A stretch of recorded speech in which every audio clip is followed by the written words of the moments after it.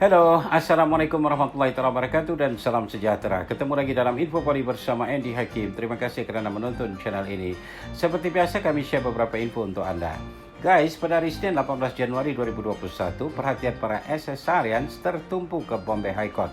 Pasalnya pada hari itu Mahkamah Tinggi akan mengeluarkan verdict atau putusan terhadap PIL yang difailkan tahun lalu oleh sekelompok mantan pegawai polis India.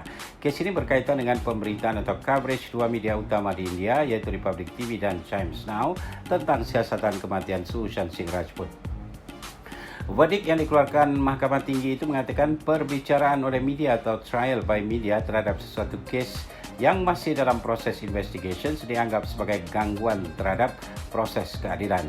Justru itu, pemberitaan dari Republic TV dan Times Now dalam siasatan kes kematian Sushant Singh Rajput dianggap sebagai prima facie dan kedua-dua channel tersebut melakukan kempen yang kotor dengan coba menjadi pegawai penyiasat, pendakwa dan juga hakim.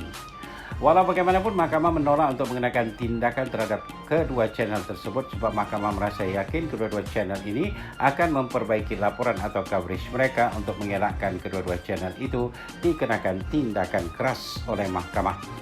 Mahkamah juga memerintahkan kedua-dua media tersebut untuk tidak membuat analisis berdasarkan keterangan dari pihak korban yang mungkin akan menjadi bukti penting dalam perbicaraan kes itu di Mahkamah nantinya. Kedua-dua channel itu juga dilarang untuk menyiarkan apa saja tuduhan yang ditujukan kepada pihak polis dan menjadikan tuduhan itu sebagai sebagian daripada bukti-bukti penting. Mahkamah juga memerintahkan kedua-dua channel itu untuk mematuhi guidelines atau garis panduan yang disediakan oleh Press Council of India yang sebenarnya ditujukan kepada media cetak sahaja, sehinggalah pemerintah India menyediakan satu guidelines lain untuk media elektronik. Mahkamah mengatakan selama ini media-media membuat media trial terhadap beberapa kes kematian yang terjadi di India dan media-media ini terlepas daripada apa-apa hukuman. Namun kini dengan adanya PIL yang difailkan ini, maka media tidak lagi dibenarkan membuat laporan sesuka hati mereka. Pada bulan Ogos 2020, Supreme Court atau Mahkamah Agung telah menyerahkan siasatan kes kematian SSR daripada Polis Mumbai kepada CBI dengan catatan pihak Polis Mumbai tidak boleh dituduh melakukan apa-apa kesalahan oleh media-media elektronik. Tuduhan-tuduhan seperti ini akan menjadi prima facie dan dianggap tidak adil. Di akhir putusan atau verdict yang dikeluarkan oleh Bombay High Court itu turut dinyatakan berdasarkan observation oleh pihak mahkamah, pemberitaan atau coverage oleh media-media Republic TV dan Times Now bukanlah penyebab keterlambatan pengumuman laporan akhir siasatan kes kematian SSR oleh CBI. Guys, berita daripada Bollywood mengatakan bahawa heroin popular Kangana Ranaut akan kembali membintangi sequel filem Manikarnika yang berjudul Manikarnika Return: The Legend of Dida. Kangana dan temannya produser Kamal Jain kembali mendapat franchise atau waralaba filem ini setelah Manikarnika. Dengan lain perkataan, Kangana dan temannya diberi keizinan untuk membuat sequel filem Manikarnika ini oleh pemegang hak cipta Manikarnika tersebut.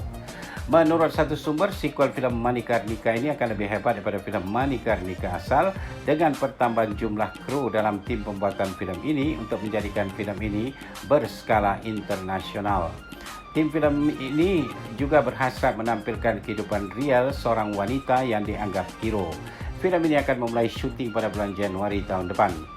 Sementara itu, Kangana yang baru-baru ini membuat postingan di sosial medianya tidak menyentuh tentang filem sequel Manikarnika itu. Dia justru membuat catatan lain, yaitu pengalaman yang harus dilaluinya sebagai seorang pelakon. Tulis Kangana, seseorang pelakon hanya muncul dalam 2 atau 3 jam dalam sesuatu filem. Namun para pelakon ini harus menghabiskan waktu paling kurang sebulan untuk membuat kemunculan dalam sebuah filem. Para pelakon harus siap melakukan syuting di beberapa lokasi yang berbeda, menghafal dialog dan mempersiapkan diri dengan perubahan fizikal demi watak yang akan dilakonkan. Pekerjaan menjadi pelakon bukanlah mudah, tulisnya. Kangana juga menuliskan mengenai pengalamannya sendiri yang dianggapnya cukup berat, yaitu syuting di waktu malam. Bila ini terjadi, dia harus merubah rutin hariannya, bekerja di sepanjang malam dan mulai rehat setelah matahari terbit. Bagi Kangana, bila dia harus melalui saat-saat seperti ini, dia sebenarnya tidak suka. Itu semua mengganggu sistem dalam tubuhnya termasuk waktu makannya. Perubahan rutin hidupnya ini akan membuatnya jadi kurang semangat dan kurang gairah dalam melalui hari-harinya. Kanggana juga menuliskan kalau dia harus merubah rutin hariannya, biasanya dia akan mengambil waktu selama beberapa hari untuk membiasakan dirinya. Perubahan waktu ini juga menjauhkan dia dari berita-berita dan dia sendiri kehilangan hubungan dengan para fansnya di sosial media. Kanggana Ranaut saat ini berada di wilayah Madhya Pradesh untuk syuting filem terbarunya Dhakat. Kanggana turut menjadi pemberitaan media sebab dia mengadakan perjumpaan dengan Chief Minister wilayah Madhya Pradesh, Shivraj Singh Chauhan, yang memuji Kanggana kerana membuat filem dengan isu-isu sosial dan isu pengusaha wanita. Okey guys, Q&A atau question and answer. Pertanyaan anda, boleh ceritakan tentang pelakon filem Muhabbateh, Jugal Hansraj. Apakah perkembangan terbarunya? Kami coba jawab pertanyaan anda itu. Jugal Hansraj kini berusia 49 tahun. Dia dilahirkan pada tanggal 26 Julai 1972. Dia merupakan pelakon, model, produser, penulis, penerbit dan juga merupakan sutradara. Jugal Hansraj memulai karya lakonannya dengan menjadi pelakon kanak-kanak dalam filem yang berjudul Masum yang rilis pada tahun 1983. Dalam filem itu dia berlakon menjadi anak Nasiruddin Shah dan anak tiri Syabana Azmi. Turut berlakon bersama dalam filem itu ialah pelakon kanak-kanak ketika itu Urmila Matondkar. Setelah itu dia sempat membintangi beberapa filem lainnya sebagai pelakon kanak-kanak seperti filem Karma dan Sultanat yang rilis pada tahun 1986. Dia mula berlakon menjadi hero setelah dewasa dan filem pertamanya ialah A Gali Lagja yang rilis pada tahun 1994 dan dia berlakon bersama Urmila Matondkar dalam filem itu. Kemudian dia juga turut menjadi hero dalam filem Papa Keh Tehe yang dibintanginya bersama pelakon Mayuri Kanggo pada tahun 1996. Kemudian pada tahun 2000 dia turut membintangi filem Muhabbateh yang disutradarai oleh Aditya Chopra. Sebenarnya filem Muhabbateh selain Shah Rukh Khan, Aishwarya Rai dan Amitabh Bachchan yang menjadi pelakon utama, turut menampilkan 6 orang pelakon lainnya. Daripada 6 orang itu, hanya Jugal yang merupakan pelakon yang sudah ada pengalaman. 5 yang lainnya adalah pelakon yang baru pertama kali menghadap kamera ketika itu, iaitu Jimmy Shergill, Uday Chopra, Kim Sharma, Priti Janggiani dan Shamita Shetty.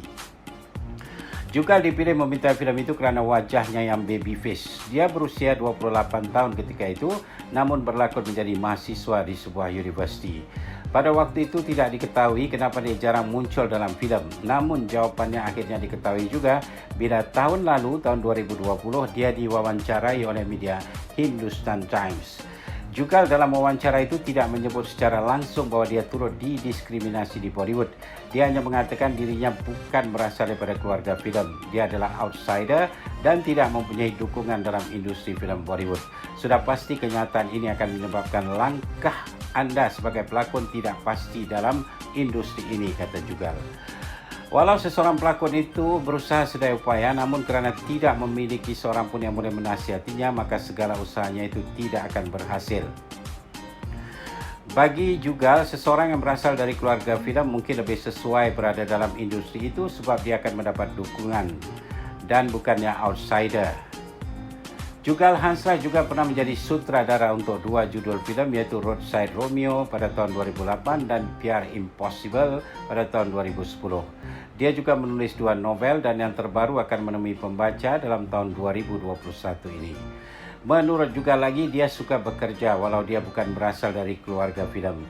Seingatnya dia tidak pernah menimbulkan masalah terhadap siapa saja sewaktu bekerja dalam industri filem dulu. Dia menjunjung tinggi profesionalisme dalam bekerja. Sebab itu dia masih sering dihubungi oleh kawan-kawan lamanya. Tidak banyak yang mengetahui bahasanya Jugal Hansraj juga yang memberikan judul Kuch Kuch Hota Hai kepada Karan Johar sewaktu dia akan membuat filem itu dan tidak tahu judul apa yang harus digunakannya. Sebab itu Karan Johar turut memberikan kredit pada Jugal dalam filem itu. Selain daripada itu, Jugal juga yang menciptakan tune untuk lagu tema Kuch Kuch Hota Hai dan lagu itu kekal menjadi lagu tema untuk Dharma Production milik Karan Johar. Hal ini diakui sendiri oleh Karan Johar dalam autobiografinya. Pada tahun 2014, Jugal Hansraj berkahwin dengan warga negara India yang bertugas sebagai investment banker dari New York yang bernama Jasmine Dillon. Hasil perkahwinan mereka, dia mendapat seorang kanak-kanak perempuan. Jugal dan keluarganya sekarang menetap di New York, Amerika. Okey, semoga penjelasan kami tadi sudah menjawab pertanyaan anda. Terima kasih kerana bertanya. Oke, bebas tersayang, itu saja untuk kali ini. Insya Allah ketemu lagi dalam video selanjutnya. Mohon subscribe bagi yang belum dan jangan lupa share video kami dengan teman-teman Anda ya.